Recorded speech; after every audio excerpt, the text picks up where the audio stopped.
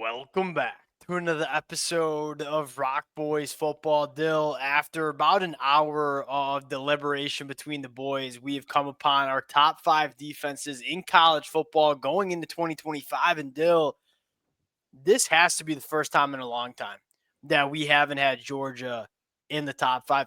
A little bit of a shakeup in terms of some of the best defenses that we think we see in 2025. Fired up to get into it. Before we do, and as always, y'all let it fly in the comment section. Look, we've been saying this a lot lately, the month of February, hot takes. There are certainly some hot takes that we're going to include over the next 10 to 15 minutes. I'm sure y'all got them too. Let it fly in the comment section. Appreciate you guys rocking with it. If y'all do enjoy the content, consider subscribing to the channel. Dill, without further ado, let's get into the number one defense, them Texas Longhorns. And I felt like through the majority of the 2024 season, people didn't really realize how good this defense was. Quite frankly, it was a really good defense in 2023, took a step in the right direction in 2024. You take a look at some of the numbers: 15.3 points per game allowed. That was number 2 in the country. 4.2 yards per play allowed, number 2 in the country. Very good against the run, elite against the pass. That was probably the story of Texas' defense last year. This secondary, really freaking good in the 2024 year. You certainly have question marks about this defense going into 2025, but let's start with the positives. Like, what do you love most about this Texas defense going into 2025? You just look, they have really high impact guys at all levels of the field. You look, Colin Simmons, I think might be one of the best pass rushers in all of college football heading Yes. into next year. Anthony Hill Jr., very good argument for the best linebacker in college football. And then you have in the back end, Michael Taft, who's an underrated, just really solid safety. But you talk about some really high impact guys like Jelani McDonald, I thought came on, played great football. And then Malik Muhammad is a guy I think can be a real shutdown corner. So I just look at the completeness of this team. I look at the team speed probably overall is probably the Yeah. first thing that jumps out to you. Yeah, it's a really quality defense, and I do think they've gotten into a better groove than they probably were in 2023 when that secondary just wasn't up to snuff. Two things. One, the secondary, they've recruited the heck out of that position over the last 24 months. I mean, you see a lot of those names. There's some turnover in the secondary. Like, you lose some really good football players, right? Jade Bear and Andrew McCuba. You didn't see many better defensive backs than those two in 2024. It's blue chip city in the back end for Texas. And quite frankly, kind of like the development in terms of a lot of these young guys going into 2025 as well. You noted something that I think is important. This defense freaking burns, man. Like, it's just speed at all three levels. And look, this is where college football is going. You ask just about any good offensive coordinator, that's putting up points, what do they say they're trying to do? They're trying to get the football to their playmakers in space. If you want to be a good defense in this modern era of college football, you need to be able to fly around the football field and deal with some of those elite defenses. And Texas certainly can. And they don't just fly around, they tackle really well. That was something Yes. you go back to the pre-Sarkisian Texas teams. It was so frustrating because you were like, oh, these are just soft teams. Yeah, they have a lot of talent, but they don't tackle. They don't play physical along lines of scrimmage. They've totally rewrote that. Again, really good up front and their ability to be athletic in the back end, but still tackle at a really high level. And I think they showed that off against Ohio State, a team that not a lot of teams down the stretch besides Texas and Michigan had much of an answer for. Obviously, Texas really did. The one question mark you have is the middle of that defensive line. And that is, I don't mean to understate that. I think a lot of Texas fans are concerned about that going into 2025, where the last couple of years you've had some dudes in the middle of the defensive line, legitimate game workers. Going back to 2023 with guys like Murphy and Tavondre Sweat, Alfred Collins last year. Cole Brevard is solid coming from Purdue. Travis Shaw has some interesting upside, but it's kind of been a roller coaster for him at UNC. Alex January is a guy that we probably like the most out of this group. Justice Terry as a true freshman hero conduit. It's just not a ton of. And that's probably the one position they haven't established the pipeline from high school to really high level play. They've been a little bit reliant on the portal, it feels like, in the past couple of years. Yeah. Have a really good freshman class coming in, but will it materialize this year? It is the only question. But again, you look at how good they'll be on the edge. I think they'll be plenty disruptive. I think they'll be able to get negative plays. Yeah, it's a question, but it's still a really loaded defense. Number 2. And this, you can probably start this thing off with some of the hot takes that you're going to see. We got Michigan. Dill, I don't think people appreciated how good Michigan's defense was in the back half of 2024. Like this was not a very good football team in the 2024 year, primarily because of the offense. And I think Michigan's numbers on defense overall, which really weren't that bad. I mean, you take a look at them, Dill, 19.9 points per game. That was 17th in the country. At 4.7 yards per play allowed. That was 12th in the country. It was a top 20 defense in the country last year, opposite an offense that was just absolutely miserable.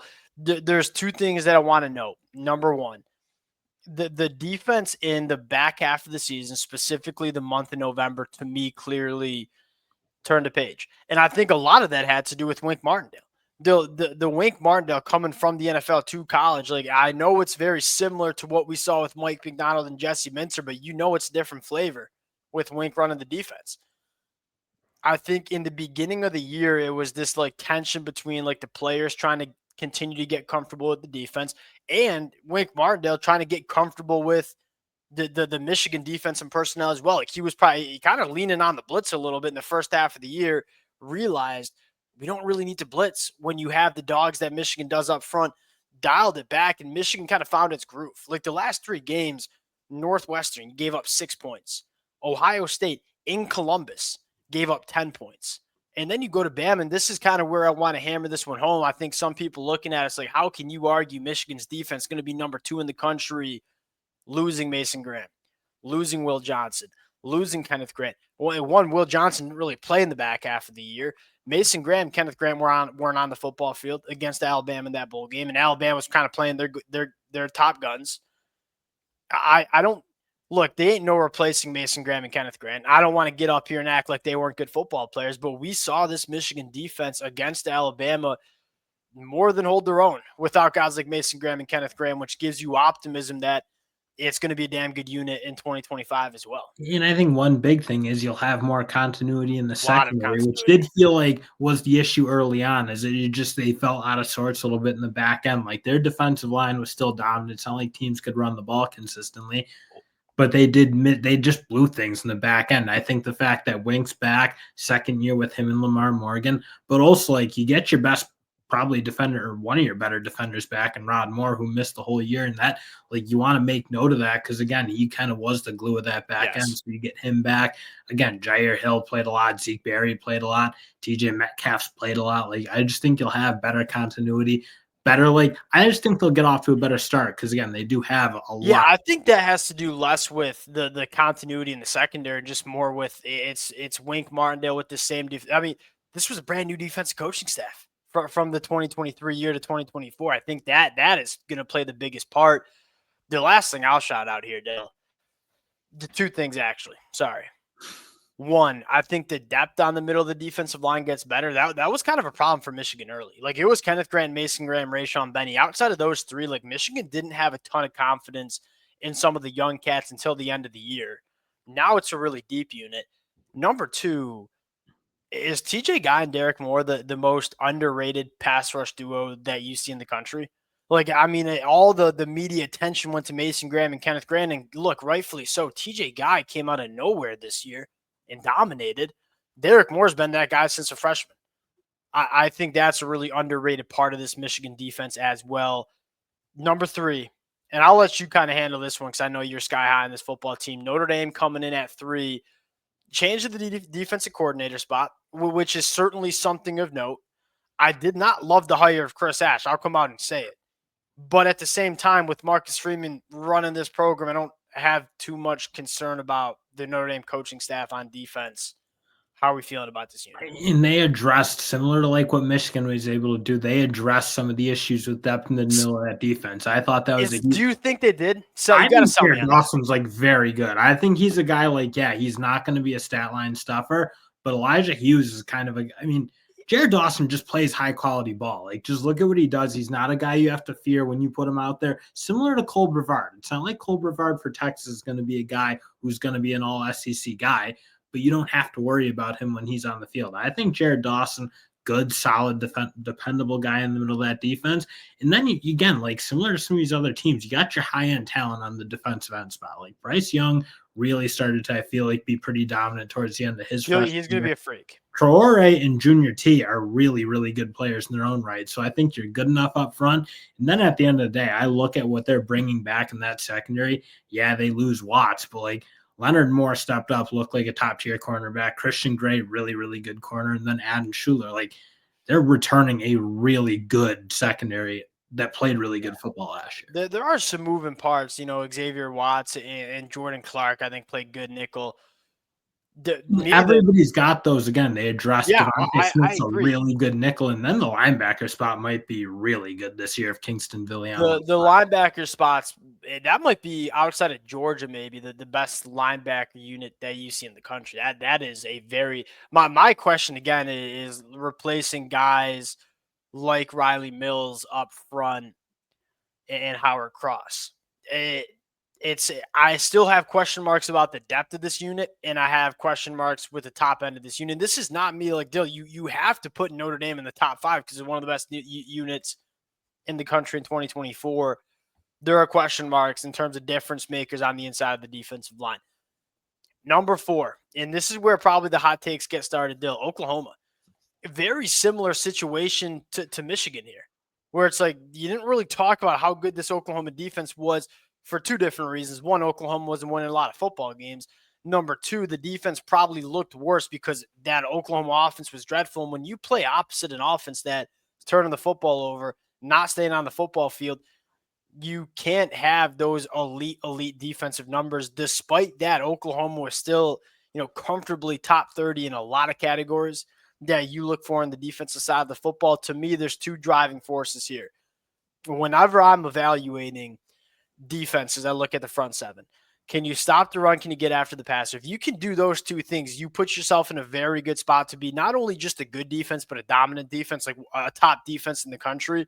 A lot of confidence with this Oklahoma front 7. And I don't think you're going to find a better interior defensive line than Oklahoma. And I don't even know like how particularly close it is because this unit, I look at the way Jaden Jackson started to come on. Dominic Williams, I think, is a very good player, and it's deep. I mean, Grayson Halton, a really He's a dog guy from the middle, and then David Stone is like, yeah, he's that like kind of 5-star phenom that you wonder what he's going to be. I just look in a world where I don't feel like interior defensive line play is going to be as good as it probably was last year in a lot of places. Like you look at teams like Michigan, what they have to replace there. You look at a team like Ohio State, what they have to replace there. Georgia, a lot of good defensive tackles are going to the league. I look at what Oklahoma is going to return. They're going to be, in my opinion, probably the best interior defensive line in college football. Yeah, and what I love about Oklahoma is like 2 things. One, it's going to be a solid unit. Like there's a lot of guys that are good football players, and then they offer so much high upside too. PJ Adebari, I don't know if there's an edge rusher that has more upside. Danny Okoye as well, incredible upside. The 2 knocks you'll have on Oklahoma: how to replace Danny Stutzman, how to replace Billy Bowman. I heard somebody up there talking about how Oklahoma's defense is going to take a step back because they lose those 2 guys. Look, Danny Stutzman, there's an argument to be made. He's the best linebacker in college football. And he's one I really worry about because it felt like you talk about guys who are important to their teams. Like he was right up there with anybody in just terms of what it felt like when he was on the field and like what he was doing and some of the mistakes he was covering for. He's probably your big question, in my opinion. Billy Bowman was really good. I don't know that I fear that as much as like what I fear. Okay. The Danny Stutzman thing. Yeah, 100%. You don't replace Danny Stutzman. Just don't replace a guy like Mason Graham. I get that. Brent Venables, that linebacker position is like his baby. Kobe McKenzie, Kip Lewis, Sammy O, even a guy like Kendall Daniels, who we'll kind of see how they use, specifically the first 3. Those were guys that were just kind of sitting behind Danny Stutzman or next to Danny Stutzman at times in learning. And you saw all 3 of those guys, specifically Kobe and Kip Lewis, take steps over the last couple of years. You don't replace Danny Stutzman with one player. You replace him by a committee. And I think the combination of Kip Lewis and Kobe McKenzie just continuing to get better. I don't have a glaring question mark about the off-ball linebacker spot because I trust what we've seen from them the last couple of years and the kind of the path that they are on as football players. My biggest question mark is the secondary. Do you have elite personnel in the secondary? They had some young guys step up. They dealt with some injuries last year. The reason I'm willing to overlook that is I think this pass rush is going to be one of the best units that you see in the country. And on top of all that, Dill, you've got Brent Venables, who is officially calling the plays. I think he's been calling the plays, probably at least having a heavy hand in the plays. There's no better defensive play caller than Brent Venables in college football. That's a huge story for Oklahoma as well. Now, will that affect how this Oklahoma program runs as a whole? Maybe, but it's only helping the defense in 2025. Make no mistake about it.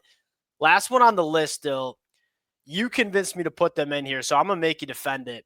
Penn State, what you got for it? I mean, probably best defensive coordinator in college football. I think Yes. that certainly does matter. And B, I look like their back of their defense, like the back seven, if you will. I don't really have any questions marks at all. I think they're returning really good players in that secondary, guys who played really good football. And then they're young guys, like I think I really, really like. Like even you look at a guy like a Davian Collins, thought he came in when he got his shot, played really good ball. Probably that other safety next is a key. Wheatley is my one question. But aside from that, Tony Rojas kind of emerging as a really dynamic, good linebacker. Tamir Robinson, look out for him. Okay, I you don't know can if a lot read of people me. know, Penn State fans might know that's a really athletic linebacker. If he can kind of put some weight on and be a guy, I think he had a really interesting one there too. All right, you just read me the depth chart here. I got 2 question marks for you. Number one, do you not worry a little bit about Jim Knowles taking over year one and said, hey, well, I know dang well Jim Knowles is a good defensive coordinator, but we saw him have some growing pains at Ohio State early. Do you worry about that I'd happening? be more concerned, I think, if I felt like it was a poorly coached defense last year. Like Ohio State, when Jim Knowles took over, poorly coached defense. Like Okay, they were fair. just really weak there. Penn Yes. State's now turned over 2 straight defensive coordinators who I think are elite at what they do. Manny Diaz go right to Tom Allen. Like these are well coached defensive football players. Like Tony Rojas has Yep. been developed at a high level. So I'm probably not as concerned with the Jim Knowles like year one downgrade, if you will, because he's not really coming in for a fixture project like he did at Ohio Yeah. State. I think it's a really, really quality bunch of Agreed. guys he's coming into. Agreed. Second question. Now, I know what your answer is going to be, but I just feel like I got to say it. The more I've gone back and watched Penn State in 2024, like the more I just understand and I'm not going to say reliance, because Penn State's defense was going to be good with or without Abdul Carter, but was it going to be elite without Abdul Carter is my question. You have some guys that can replace the production, right? Dennis Sutton, there's not going to be many better edge rushers in the country than him going into 2025. Zane Durant as a pass rusher on the inside is that guy as well. Dill, Abdul Carter, 45 quarterback pressures in the 2024 year, 24 tackles for loss, 13 sacks. To me, it's like, and I very rarely say like a singular player carries a defense. In the last 10 years, I have not seen a defense I have not seen a one singular player have the impact that Abdul Carter had in the 2024 year for Penn State. To me, it's hard. I'm okay. I'm kind of stumbling over my words here. I am okay with Penn State being in the top 5. I do have that question mark about replacing a guy like Abdul Carter. I personally think you don't respect what Danny Dennis Sutton's I going knew to that's what be you're going to enough. say. Like that's a really dynamic, I think, ultra top end guy. Like, is he going to be Abdul Carter? It's hard to No. say that because Well, Abdul no, Carter. he's not. He's really hard to say. I'll tell you the answer. He's not going to be Abdul Carter. Yeah, but he's like again, like every defense is going to lose good players. Like you say the same thing Yeah, about but Michigan. I'm There's telling you Minnesota what Squad. I'm telling you. I think Abdul Carter was a little different of a cat When you have in terms of impact. when you have 2 guys who I think can possibly be day one players in Zane Durant and Danny Dennis Sutton, I'm not like petrified of what this defensive line is going Yeah, to be. okay. I certainly have my questions. Like, again, are guys like Max Granville going to step up and play better football? Is a guy like Xavier Gilliam or Ty Blanding going to step up and be like the depth guys you need? Yeah, you can certainly have those questions, but everything about Penn State's history as a program makes me think that's going to work because it's worked for the past 5 to 10 years or so. Like, yeah, their offense has been bad and it's held them back. But this defense, like they're year in and year out, they develop at a high level. I think Deion Barnes is a really, really good defensive line coach. And they do have 2 high-end difference makers. So I think this like narrative that Abdul Carter and losing him is gonna like in some way really tank this defense, if you No, will. I see, don't but know that. that's like it's not me getting up here and saying Penn State's defense is going to go from really good to bad.